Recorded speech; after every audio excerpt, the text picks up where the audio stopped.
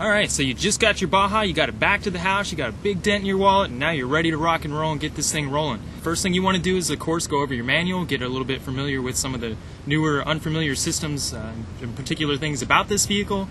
Definitely make sure you charge the receiver battery, make sure you got some good dry cells in your remote, and that's pretty much about it. And get some pre-mixed fuel, 87 octane, and the provided oil, and we're pretty much ready to go. So let's give this thing a shot.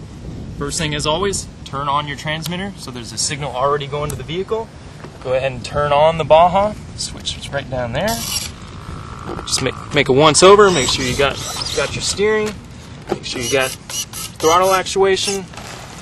Good brakes. We're ready to go.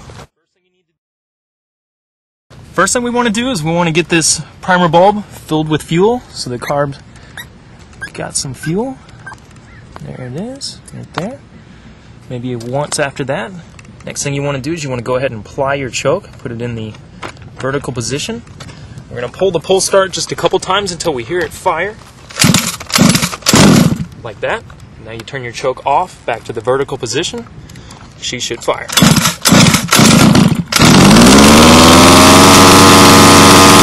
as that.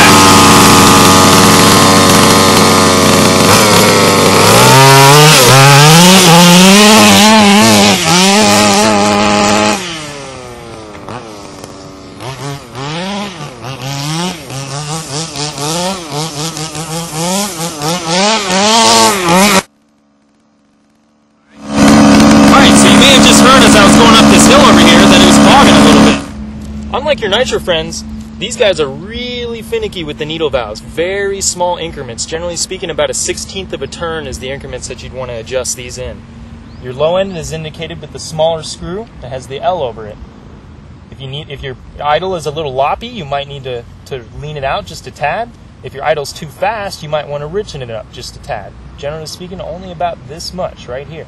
Makes a big difference. I'm going to illustrate what I just talked about by adjusting the low end both ways to show how it walks.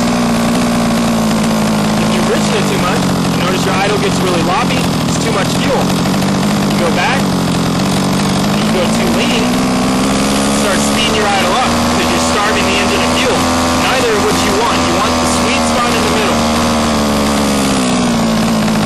Just about like that, probably.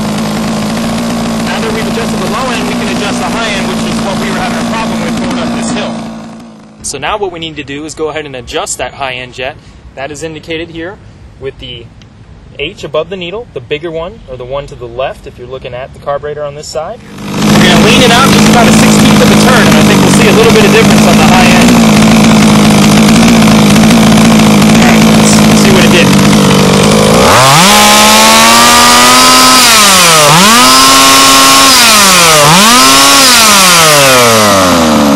Sounds about as heavy as she's going to get. Let's see how it performs.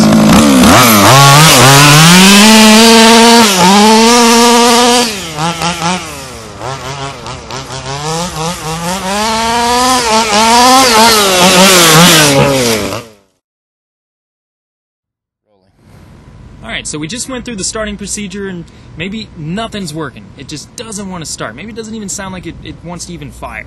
There's a couple things you need to check before giving our customer service department a call. It might save you a little bit of time. First, check the muffler bolts. Make sure they're nice and snug. If the exhaust is leaking, it could definitely cause problems with starting it. The next set of screws you're going to want to check are the intake manifold screws, which I have my screwdriver on right here. Make sure those are nice and snug, holding the composite manifold. And the next set of screws, you're going to need to remove your air filter. You'll find two large bolts behind that go all the way through the intake manifold and into the block of the motor. Also make sure those are nice and tight. If either one of those are even remotely loose, definitely that could cause a problem with starting the vehicle.